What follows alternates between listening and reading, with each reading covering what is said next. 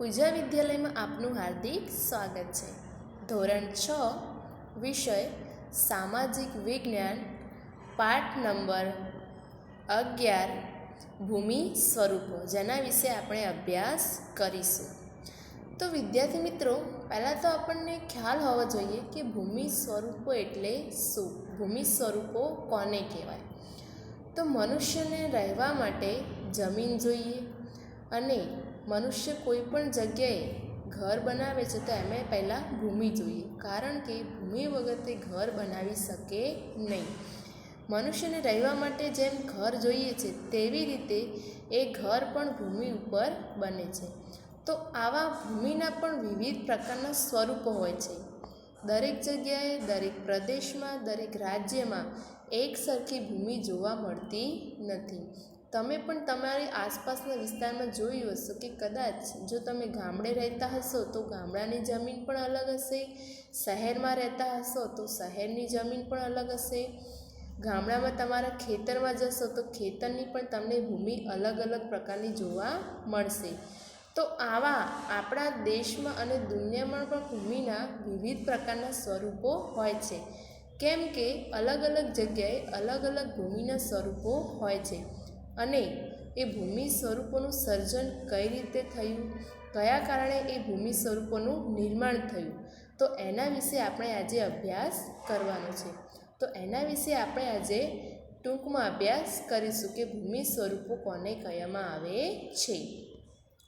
તો કે પૃથ્વીના પોપડાની અંદર સમયાંતરે હલનચલન થતું હોય છે, તે જમીનના સ્વરૂપો રચે છે અને બદલે છે। શું કહે છે કે પૃથ્વીનો જે પોપડો છે એટલે કે પેટાળ, પૃથ્વીના પેટાળની અંદર હલનચલન થતું હોય છે અને એ હલનચલન થવાના કારણે ધરતીકંપ આવતો હોય છે। તમે ઘણી વખતે ધરતીકંપનો પણ અનુભવ કર્યો હશે। તો કે પૃથ્વીનો અંદરનો પોપડો છે એટલે કે પાતાળમાં જે પૃથ્વીના પેટાળમાં હલનચલન થાય છે, તો એ હલનચલનના આધારે ધરતીકંપ રચાય છે અને એ હલનચલન થવાના લીધે જમીનના સ્વરૂપો બદલાય છે। એ હલનચલન એ જમીનના સ્વરૂપો રચે છે અને જમીનના સ્વરૂપો બદલે છે।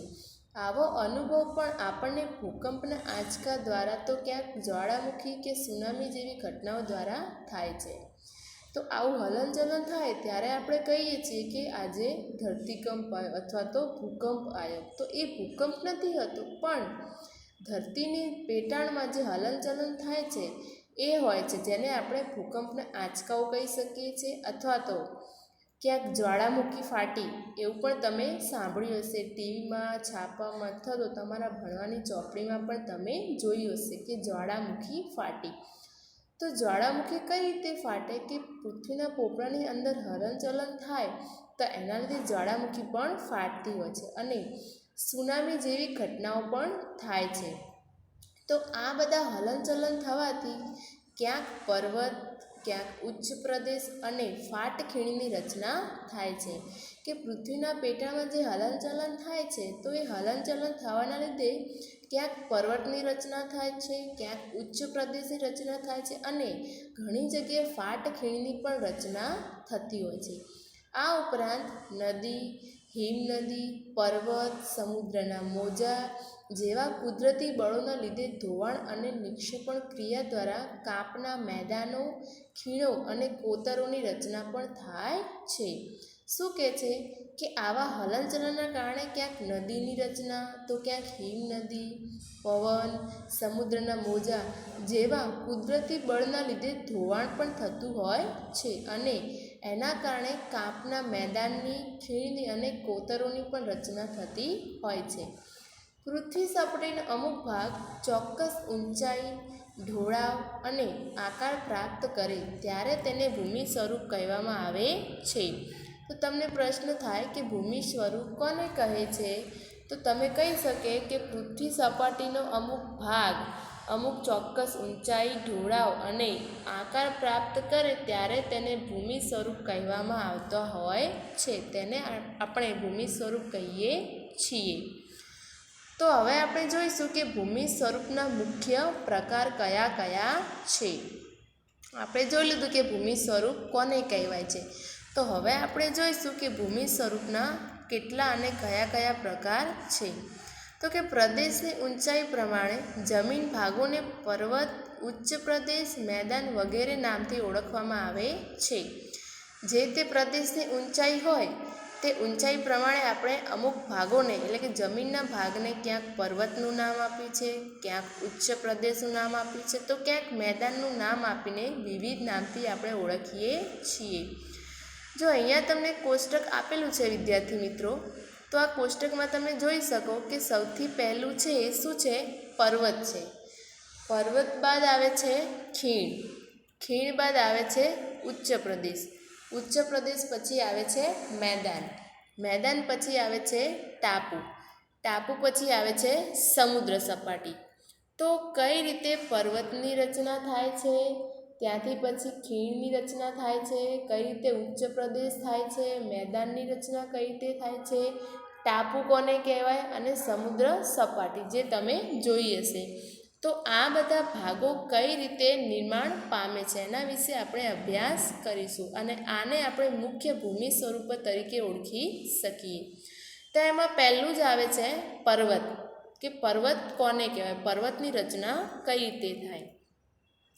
તો શું કહે છે કે સમુદ્ર સપાટીથી લગભગ 900 મીટરથી વધુ ઊંચાઈ ધરાવતા તેમજ ઓછા કે તીવ્ર ઢોળાવ અને સાંકડા શિખરો ધરાવતા વિસ્તારને પર્વત કહે છે. તમને પ્રશ્ન પૂછે કે પર્વત કોને કહે છે, તો તમારે કહેવાનું કે સમુદ્રની સપાટીથી 900 મીટરથી વધારે ઊંચાઈ ધરાવતા તેમજ આછા કે તીવ્ર ઢોળાવવાળા સાંકડા શિખરો ધરાવતા વિસ્તારને પર્વત કહે છે. શું કહે છે કે 900 મીટરની ઊંચાઈ ધરાવતા, સમુદ્રની સપાટીથી લઈને 900 મીટરની ઊંચાઈ સુધી અને આછા કે તીવ્ર ઢોળાવ ધરાવતા સાંકડા શિખરને પર્વત કહેવામાં આવે છે. તમે કદાચ ઘણી જગ્યાએ ફરવા ગયા હશો, પાવાગઢ છે, ગિરનાર છે, નીલગિરી છે, તો આ બધા શું છે, આ બધા ભૂમિ સ્વરૂપ જ છે. આ બધા જમીનમાં હલનચલનના લીધે બનાવેલા પર્વતો છે. આ પર્વતો કોઈ માનવીએ બનાવ્યા નથી, કુદરતી રીતે આ બધા પર્વતો નિર્માણ પામ્યા છે. પૃથ્વીના પેટાળમાં ભૂકંપ અને જ્વાળામુખી જેવા કુદરતી ભૌતિક બળોની ક્રિયા, પ્રતિક્રિયા અને આંતરક્રિયાથી પર્વતો બને છે. શું કહે છે કે પૃથ્વીના પેટાળમાં ક્યાંક ભૂકંપ થવાથી અથવા તો ક્યાંક જ્વાળામુખી જેવા પ્રક્રિયા થવાથી પર્વતોનું નિર્માણ થાય છે. પર્વતોના ઉદ્ભવ અને વિકાસમાં એકથી વધુ ક્રિયાઓ અને બળોની અસર જોવા મળે છે. તેથી પર્વતો તેના વિવિધ પાસાના સંદર્ભમાં એકબીજાથી અલગ અલગ જોવા મળે છે. તમે ફરવા જાઓ તો તમે ક્યાંક પર્વત જુઓ તો દરેક પર્વત એક સરખો હોતો નથી. ક્યાંક કોઈ પર્વત નાનો હોય, કોઈ પાતળો હોય, કોઈ પર્વત વિશાળ હોય, તો કોઈ પર્વત ઊંચાઈમાં પણ અલગ અલગ હોય છે. તો આ બધા વિવિધ પાસાના લીધે દરેક પર્વતો એકબીજાથી અલગ અલગ પડે છે. પૃથ્વી સપાટીના આશરે 26% વિસ્તારમાં પર્વતો આવેલા છે. કદાચ તમને પ્રશ્ન પૂછે તો તમારે કહેવાનું કે પૃથ્વી સપાટીનો જે ભાગ છે એના 26% જેટલા વિસ્તારમાં પર્વતો આવેલા છે. 26% ભાગ છે એ પૃથ્વીના પર્વતોમાં આવેલો છે. હવે અહીંયા આવે છે કે પર્વતોનું વર્ગીકરણ. પર્વતો એટલે શું, એ તો આપણને ખ્યાલ આવી ગયો કે કઈ રીતે પર્વતનું નિર્માણ થાય છે. એમાં પણ પર્વતના પ્રકાર હોય છે કે કયા કયા પ્રકારના પર્વતો હોય છે. તો કે નિર્માણ ક્રિયાના આધારે 4 વિભાગ પાડવામાં આવે છે. એમાં પહેલું છે ગેડ પર્વત, નંબર 2 ખંડ પર્વત, નંબર 3 જ્વાળામુખી પર્વત, નંબર 4 અવશિષ્ટ પર્વત. તો કે પર્વતના કુલ 4 પ્રકાર છે: ગેડ પર્વત, ખંડ પર્વત, જ્વાળામુખી પર્વત અને અવશિષ્ટ પર્વત. એમાંથી આપણે પહેલો જોઈશું ગેડ પર્વત એટલે શું. મોટે ભાગે સમુદ્ર તળિયાના પ્રદેશો કે જળાશયોના તળિયે એકત્ર થયેલા નિક્ષેપણમાં બંને બાજુએથી દબાણ આવતા કરચલીઓ કે ગેડ પડે છે. તેના ઉદ્ધવ વળાંકને આપણે શિખર તરીકે, અર્ધ વળાંકને ખીણ કે તળેટી સ્વરૂપે જોઈ શકાય છે. હવે અહીંયા શું કહે છે, ગેડ પર્વતમાં કે સમુદ્રના તળિયાના પ્રદેશો એટલે જળાશયના તળિયે એટલે કે સમુદ્રનું જે તળિયું છે ત્યાં જે એકત્ર થયેલું નિક્ષેપણ છે એ એકત્ર થયેલા ભાગને બંને બાજુથી દબાણ આવે છે. શું થાય છે? બંને બાજુથી દબાણ આવે છે. જો અહીંયા ચિત્રમાં તમને બતાવ્યું આ બાજુનો ભાગ અને આ બાજુનો. તો સમુદ્રના તળિયે બંને બાજુથી દબાણ આવતા શું થાય છે? કરચલીઓ પડે છે. આ જે ઉપરનો ભાગ છે ત્યાં આપણને કરચલીઓ દેખાય છે.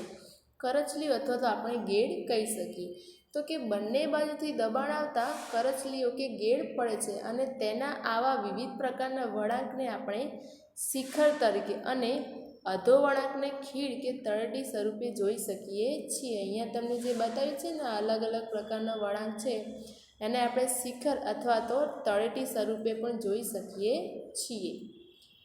તો હવે એશિયામાં હિમાલય, યુરોપમાં આલ્પ્સ, ઉત્તર અમેરિકામાં રોકીઝ અને દક્ષિણ અમેરિકામાં એન્ડીઝ દુનિયાના મુખ્ય ગેડ પર્વત છે. તો તમને ખબર પડી ગઈ કે ગેડ પર્વતનું નિર્માણ કઈ રીતે થાય છે. તો કે સમુદ્રના તળિયે જે એકત્ર થયેલો કાંપ છે એ કાંપમાં બંને બાજુથી દબાણ આવતા કરચલીઓ અથવા તો ગેડ પડે છે. એના લીધે ગેડ પર્વતની રચના થાય છે. તો ટૂંકમાં ગેડ પર્વત આ રીતનો આકાર ધારણ કરે છે. તો આવો ગેડ પર્વત ક્યાં ક્યાં આવેલો છે? તો કે એશિયાના હિમાલયમાં, યુરોપના આલ્પ્સમાં અને ઉત્તર અમેરિકામાં રોકીઝ અને દક્ષિણ અમેરિકામાં એન્ડીઝ જે છે આ જગ્યાએ દુનિયાના ગેડ પર્વતો આવેલા છે. એના પછી આવે છે નંબર 2 ખંડ પર્વત.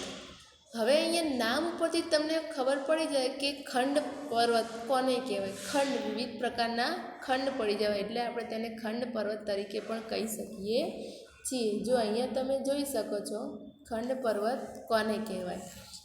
તો ભૂગર્ભિક બળોના લીધે બે ભૂમિસ્તરો પર ખેંચાણ બળ લાગે છે. તો કે જમીનના પેટાળમાં બળ લાગે છે. એ બળના લીધે બે ભૂમિસ્તરો પર ખેંચાણ થાય છે. ત્યારે તેમાં તિરાડ કે ફાટ પડે છે. કોઈપણ કપડું કે કોઈપણ વસ્તુ હોય તો તમે તે વસ્તુને બંને બાજુથી બળ લગાવીને ખેંચો તો શું થશે? કાં તો એ ફાટી જશે અથવા તો પછી એમાં તિરાડ પડી જશે. તો એ ફાટવા કે તિરાડ પડવાથી આજુબાજુનો ભાગ શું થાય છે? બેસી જાય અને વચ્ચેનો ભાગ સ્થિર રહે. તો તે ખંડ પર્વત અને નીચે બેસી જતા ભાગમાં ફાટ ખીણ રચાય છે.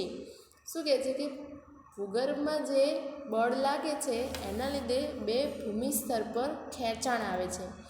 ત્યારે તેમાં તિરાડ કે ફાટ પડી જાય છે અને તેના લીધે આજુબાજુનો ભાગ છે એ બેસી જાય છે અને વચ્ચેનો ભાગ છે એ સ્થિર રહે છે. અહીંયા તમને બતાવ્યું છે કે બંને બાજુથી ખેંચાણ થાય.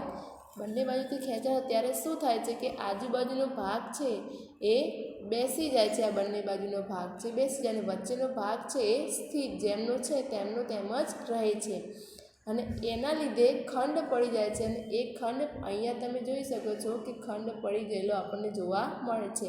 આ ભાગ ઉપસેલો છે અને આ ભાગ બેસી ગયેલો છે. તો એના લીધે આપણે શું થાય છે? ખંડ પર્વતની રચના થાય છે. અને આ બંને રીતે શું થાય? ફાટ થઈ જાય છે. બંને જગ્યાએ એક અહીંયા અને અહીંયા ફાટ પડી જાય છે. એના લીધે શું થાય? ખંડ પર્વતની રચના થાય છે. અને ટૂંકમાં આપણને આ રીતનો ખંડ પર્વત જોવા મળે છે. આ રીતે આપણે ખંડ પર્વત જોઈ શકીએ છીએ. તો કે આવા ખંડ પર્વત ક્યાં ક્યાં આવેલા છે? તો કે જર્મનીનો હોસ્ટ પર્વત આ ખંડ પર્વતનું શ્રેષ્ઠ ઉદાહરણ છે. જર્મનીનો જે હોસ્ટ પર્વત છે એ હોસ્ટ પર્વત એ ખંડ પર્વતનું સૌથી બેસ્ટ ઉદાહરણ છે. આવા પર્વતને હોસ્ટ પર્વત તરીકે પણ ઓળખવામાં આવે છે. ભારતમાં આવેલો જે નીલગિરી પર્વત અને સાતપુડા વિંધ્યાચલ પર્વત એ ખંડ પર્વતના ઉદાહરણ છે. આપણા ભારત દેશમાં નીલગિરી, સાતપુડા અને વિંધ્યાચલ પર્વત એ ખંડ પર્વતનું ઉદાહરણ તરીકે ઓળખવામાં આવે છે. તો હવે તમને કદાચ પરીક્ષામાં પૂછાય, કદાચ પર્વત આપે અને તમને કહે કે આ કયો પર્વત છે, તો તમે આસાનીથી કહી શકો કે આ ખંડ પર્વત કે આ ગેડ પર્વત છે. તમે આ પર્વતનો આકાર જોઈને તમે કહી શકો કે આ ખંડ પર્વત છે. હવે એના પછી આવે છે જ્વાળામુખી પર્વત. જ્વાળામુખી નામ તમે સાંભળ્યું હશે અને ઘણી જગ્યાએ જોયું પણ હશે કે કઈ રીતે જ્વાળામુખી ફાટે છે. તો કે જ્વાળામુખી ફાટતા પ્રસ્ફોટનથી બહાર ફેંકાતા પદાર્થો શંકુ આકારે જમા થતાં તે જ્વાળામુખી પર્વત બને છે. હવે અહીંયા શું કહે છે કે પૃથ્વીના પેટર્નમાં જે જ્વાળામુખી ફાટે છે તે જ્વાળામુખી ફાટવાથી અંદરના જે પદાર્થો છે એ બધા શું થાય, બારે ફેંકાય છે. તો એ પદાર્થો બારે ફેંકાઈ શંકુ આકાર ધારણ કરે છે. એ પદાર્થો બારે ફેંકાવાથી શંકુ આકારના એ પદાર્થો ધારણ કરે છે. તો એ શંકુ આકાર ધારણ કરવાથી અહીંયા જ્વાળામુખી પર્વતની રચના થાય છે અને ટૂંકમાં શંકુ આકારે જ્વાળામુખી પર્વત રચાય છે. હવે જ્વાળામુખી પર્વતમાં જોઈ શકાય કે ઇટાલીનો વિસુવિયસ, ઇક્વેડોરનો કોટપ્સી, જાપાનનો ફ્યુજીયામા અને ભારતનો બેરન એટલે કે અંદમાન, પાવાગઢ અને ગિરનાર એ જ્વાળામુખી પર્વતના ઉદાહરણ છે. તમે અહીંયા જોઈ શકો કે કઈ રીતે જ્વાળામુખી પર્વત રચાય છે. તો અહીંયા આ રીતે જ્વાળામુખી પર્વત રચાય છે. જે જ્વાળાઓ અંદરથી નીકળે છે એ જ્વાળાઓ બહાર આવ્યા પછી સ્થિર રીતે અહીંયા જામી જાય છે અને જામ્યા પછી એ જ્વાળા ઠંડો પડી જાય છે અને તેના લીધે એ જ્વાળામુખી પર્વત તરીકે ઓળખાય છે. આપણા પાવાગઢ અને ગિરનારનો પર્વત પણ જ્વાળામુખી દ્વારા બનેલો પર્વત છે. હવે એના પછી ચોથો આવે છે અવશિષ્ટ પર્વત. તો કે ઘસારાના કુદરતી બળો સામે ટકી રહેલા શેષ ભાગમાંથી અવશિષ્ટ પર્વતો બને છે. જે કુદરતી બળના લીધે ઘસારા થાય એકાબીજા પર્વતમાં, એ પર્વતના લીધે જે ટેકાઉ પર્વત હોય એ શું થાય, ટકી રહે અને વધારાનો ભાગ હોય એ શું થાય, નાશ પામે અને તેના લીધે અવશિષ્ટ પર્વત બને છે. જેમ કે તમે અહીંયા જોઈ શકો છો કે ઘસારો પડવાથી વચ્ચેનો ભાગ છે એ બેસી ગયો છે. અહીંયાના બધા જે વચ્ચેના ભાગ છે એ બધા શું થયા છે, બેસી ગયા છે અને બાજુના ભાગ એમના એમ ઉપસી ગયેલા રહ્યા છે. તો આવા ઘસારા પડવાથી આજુબાજુનો ભાગ છે એને ઘસારો થાય છે, એના લીધે એ ભાગ બેસી જાય છે અને તેના લીધે અવશિષ્ટ પર્વતની રચના થાય છે. હજારો વર્ષથી પોચા ખડકો ઘસાઈને વહી જાય છે. વચ્ચેના જે ભાગ છે, ખાલી ભાગ, એ શું થાય છે, પાણીના પ્રવાહમાં ખડકાઈને વહી જાય છે, પાણીમાં વહી જાય છે ઘસાઈને.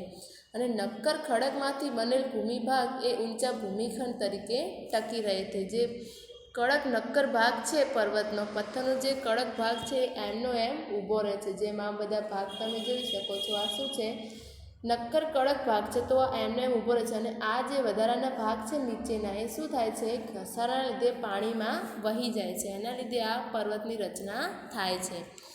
તો કે ભારતમાં અરવલ્લી, નીલગિરી, પારસનાથ, રાજમહેલ તથા પૂર્વઘાટ એ અવશિષ્ટ પર્વતના ઉદાહરણો છે. તો કે ભારતમાં જે નીલગિરી છે, પછી અરવલ્લી છે, પારસનાથ છે, રાજમહેલ છે તથા પૂર્વનો ઘાટ છે, એ પૂર્વનો ઘાટ એ અવશિષ્ટ પર્વતના ઉદાહરણો છે. એ બધા અવશિષ્ટ પર્વત છે, અવશિષ્ટ પર્વતો છે. હા, તો વિદ્યાર્થી મિત્રો, આગળ આપણે જોયું કે પર્વતો કોને કહેવાય અને પર્વતોના કુલ કેટલા પ્રકાર છે. હવે આપણે આગળ અભ્યાસ કર્યો કે પર્વતોના કેટલા પ્રકાર છે અને એ પર્વતો કઈ રીતે બધાથી અલગ દેખાઈ આવે છે. હવે એના પછી આવે છે પર્વતોનું મહત્ત્વ, કે પર્વતો આપણને કઈ રીતે ઉપયોગી થાય છે, કયા કારણથી પર્વતોનું મહત્ત્વ આટલું બધું વધારે છે. તો એમાં જોઈ શકીએ કે પર્વતો દેશ કે પ્રદેશની સીમા, સરહદ અને કુદરતી દિવાલ સમાન છે અને ઠંડા પવનથી રક્ષણ કરે છે. શું કહે છે કે પર્વતો કોઈપણ દેશ કે પ્રદેશની અને તે સીમા કે સરહદની કુદરતી દિવાલ સમાન છે. એક દિવાલ બનીને તે આપણને રક્ષણ આપે છે અને ઠંડા પવનથી પણ તે આપણી રક્ષા કરે છે. તો ભેજવાળા પવનો રોકીને વધારે વરસાદ આપે છે. પર્વતો હોય એ ભેજવાળા પવનો રોકે છે અને એના લીધે આપણને વરસાદ આપે છે. પર્વતો નદીઓના ઉદ્ગમ સ્થાન છે, એટલે કે પર્વતમાંથી નદીઓ પણ નીકળે છે. તેમાંથી નીકળતી નદીઓ દ્વારા ફળદ્રુપ મેદાનનું નિર્માણ થાય છે. વધુ વરસાદવાળા ઊંચા હિમાચ્છાદિત પ્રદેશમાંથી બારેમાસ વહેતી નદીઓ જળ ભંડારનું કામ કરે છે. એટલે કે ઊંચા ઊંચા પર્વતોમાંથી જે બારેમાસ નદીઓ વહે છે એ વહેતી નદીઓ જળનો સંગ્રહ કરે છે અને એ સંગ્રહ કરેલું જળ આપણને ખેતી માટે ઉપયોગી થાય છે. જળ વિદ્યુત ઉત્પન્ન કરવા માટે તે જરૂરી છે. પાણીમાંથી વિદ્યુત ઉત્પન્ન કરવા માટે પણ તે ખૂબ જ જરૂરી છે. ઉપરાંત પર્વતો જંગલ સંપત્તિ, ખનિજ સંપત્તિ અને પ્રાણી સંપત્તિના પણ ભંડાર છે. તમને ખબર હશે કે જંગલમાંથી આપણને શું મળે? વિવિધ પ્રકારની સંપત્તિ મળે, પછી ખનિજો મળે અને જે પ્રાણીઓ છે એ પ્રાણીઓ પણ પર્વતો પર પોતાનું ઘર બનાવીને રહેતા હોય છે. પ્રવાસન ઉદ્યોગ, ચલચિત્ર ઉદ્યોગ તથા પર્વતારોહકો માટે પર્વતો આશીર્વાદરૂપ છે. કે જે લોકો હરવા ફરવા માટે આવે છે એ લોકો માટે પણ પર્વતો ખૂબ જ મહત્ત્વ ધરાવે છે. અને જે લોકો ઊંચા ઊંચા પર્વતો ચડતા હોય એ લોકો માટે પણ પર્વતો એક આશીર્વાદ સમાન છે. વિશ્વની કુલ વસ્તીના 10મા ભાગની વસ્તી માટે રહેઠાણનું સ્થાન છે. કે દુનિયામાં જેટલી વસ્તી છે એની 10% વસ્તી એ પર્વતો ઉપર પોતાનું ઘર બનાવીને રહેતી હોય છે. એટલે કે પર્વતો એમના માટે રહેઠાણનું સ્થાન ધરાવે છે. અને આવા રહેઠાણના સ્થાનનું શ્રેષ્ઠ ઉદાહરણ છે મેક્સિકો અને બગોટા. કે મેક્સિકો અને બગોટા નામના જે પર્વતો છે આ પર્વતો લોકોને રહેવા માટેના શ્રેષ્ઠ ઘર માટેનું એક ઉત્તમ ઉદાહરણ પણ છે. હવે અહીંયા તમે જોઈ શકો છો કે ક્રમ આપ્યા છે, વિકસિત શહેર આપ્યા છે, દેશ આપ્યો છે અને તેની ઊંચાઈ આપી છે કે કયા દેશમાં, કયા શહેરમાં, કયા દેશની પર્વતની ઊંચાઈ કેટલી છે. તો નંબર 1 મેક્સિકો દેશ, મેક્સિકો શહેર, એનો દેશ છે મેક્સિકો, તેની ઊંચાઈ છે 2300 મીટર. નંબર 2 ક્વિટો, જેનો દેશ છે ઇક્વેડોર, જેની ઊંચાઈ છે 2386 મીટર. નંબર 3 છે બગોટા, બગોટાનો દેશ છે કોલંબિયા, જેની ઊંચાઈ છે 2625 મીટર. નંબર 4 છે લેહ, લેહનો દેશ છે ભારત, જેની ઊંચાઈ છે 3500 મીટર. નંબર 5 છે લહાસા, જેનો દેશ છે તિબેટ એટલે કે ચીન, જેની ઊંચાઈ છે 3520 મીટર. નંબર 6 છે લાપાઝ, જેનો દેશ છે બોલિવિયા, જેની ઊંચાઈ છે 3640 મીટર. હવે એના પછી આવે છે ઉચ્ચ પ્રદેશ. આપણે આગળ અભ્યાસ કર્યો કે પર્વત કોને કહેવાય, પર્વતના કેટલા પ્રકારો છે, પર્વતનું શું મહત્ત્વ છે. હવે એના પછી આપણે જોઈશું ઉચ્ચ પ્રદેશ, કે ઉચ્ચ પ્રદેશ કોને કહેવાય, ઉચ્ચ પ્રદેશનું શું મહત્ત્વ છે, ઉચ્ચ પ્રદેશમાં પણ કેટલા પ્રકાર પડે છે, કયા કયા પડે છે અને દુનિયામાં કઈ કઈ જગ્યાએ ઉચ્ચ પ્રદેશો આવેલા છે તેના વિશે હવે આપણે અભ્યાસ કરીશું. તો કે સમુદ્ર સપાટીથી આશરે 1800 મીટરથી વધુ ઊંચાઈ ધરાવતા તથા ટોચ ઉપરથી પ્રમાણમાં પહોળા અને સપાટ ભૂમિભાગને ઉચ્ચ પ્રદેશ કહેવામાં આવે છે. શું કહે છે વિદ્યાર્થી મિત્રો? કે સમુદ્રની સપાટીથી આશરે 1800 મીટરથી વધુ ઊંચાઈ ધરાવતા ટોચ ઉપરથી પ્રમાણમાં પહોળા અને સપાટ ભૂમિભાગને આપણે ઉચ્ચ પ્રદેશ તરીકે ઓળખીએ છીએ. કે સમુદ્રની સપાટીથી લઈને 180 મીટર સુધી ઊંચાઈ ધરાવતા અને ઊંચાઈએથી ટોચ ઉપરથી પ્રમાણમાં કેવા હોય, પહોળા હોય અને સપાટ ભૂમિભાગ હોય, તો આ ભૂમિભાગને આપણે ઉચ્ચ પ્રદેશ કહી શકીએ છીએ. અને ઉચ્ચ પ્રદેશ છે એ પૃથ્વી સપાટીનો 18% ભાગ રોકે છે. આગળ આપણે જોયું કે પર્વતો પૃથ્વી સપાટીનો 26% ભાગ રોકે છે અને જે ઉચ્ચ પ્રદેશો છે એ પૃથ્વી સપાટીનો 18% જેટલો ભાગ રોકે છે.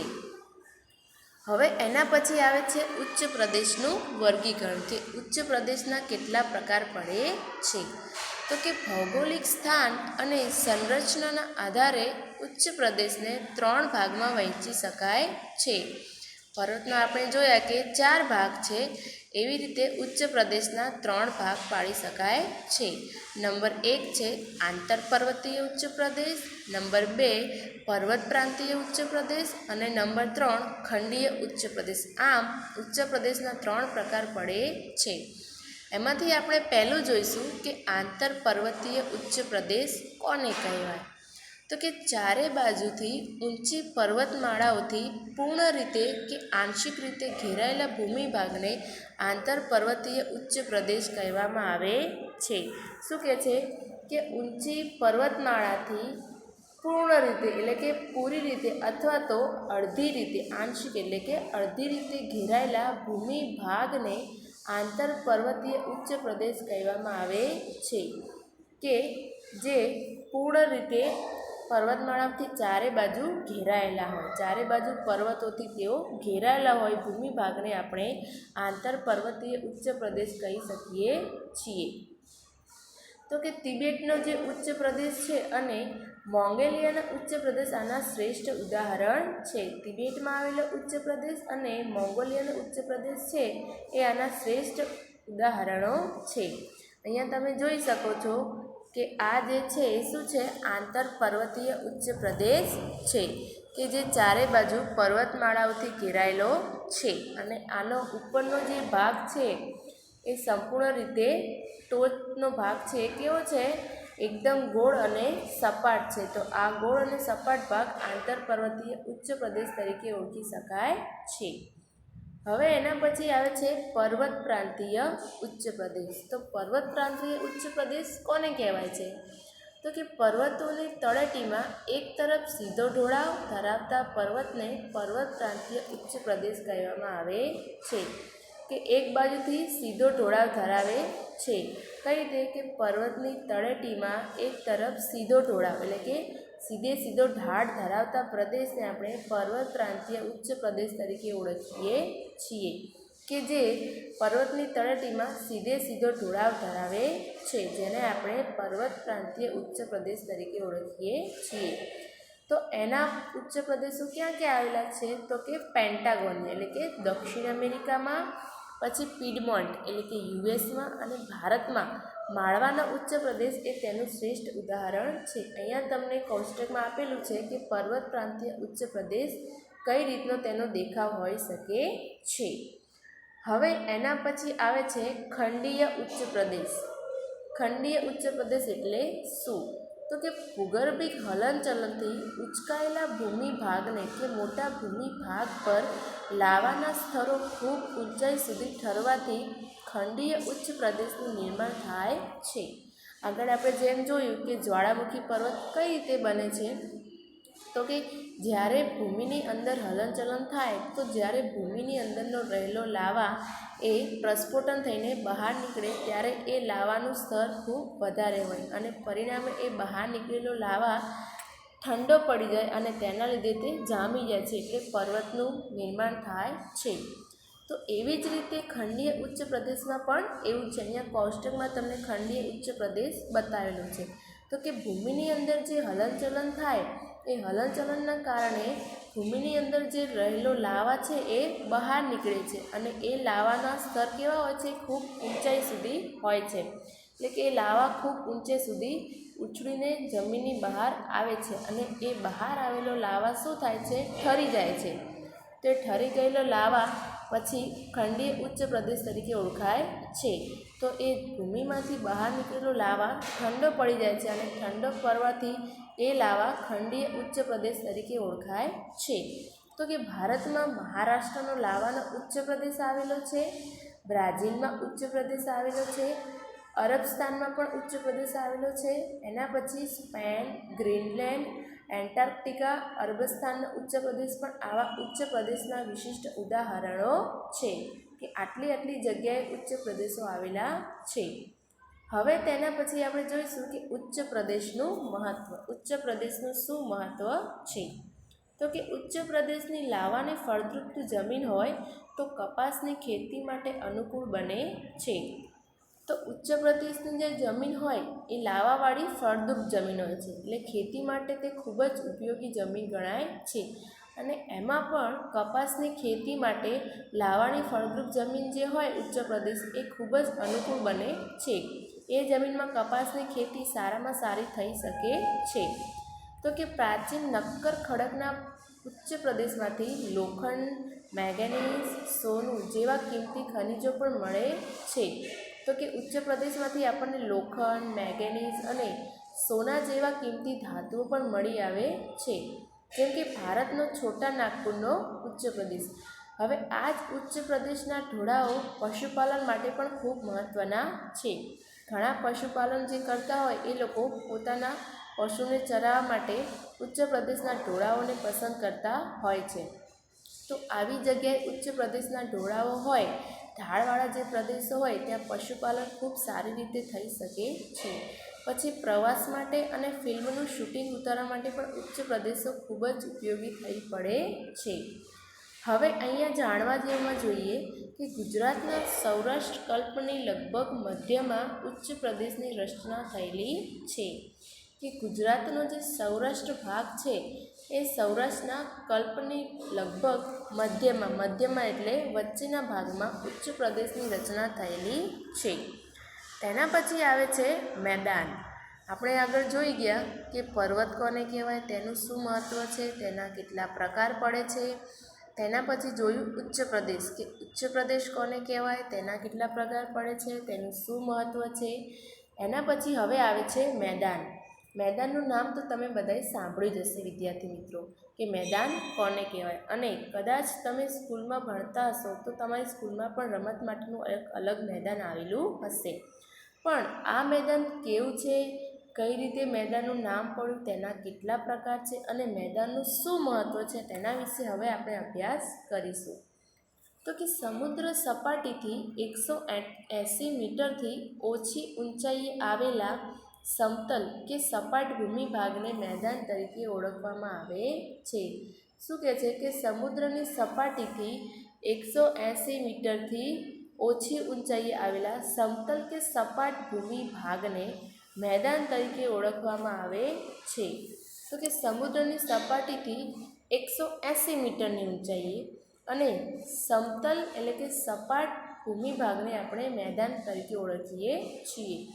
તો કે તે પૃથ્વી સપાટીના લગભગ 55% ભાગ પર ફેલાયેલું છે. આગળ આપણે જોયું કે પર્વતો 26% ભાગ રોકે છે, ઉચ્ચ પ્રદેશો 18% ભાગ રોકે છે અને જે મેદાન છે એ 55% ભાગ ઉપર ફેલાયેલું છે. તો કે દુનિયાના મોટા ભાગના મેદાન નદીઓ દ્વારા ઠલવાયેલા માટીમાંથી નિર્માણ પામ્યા છે.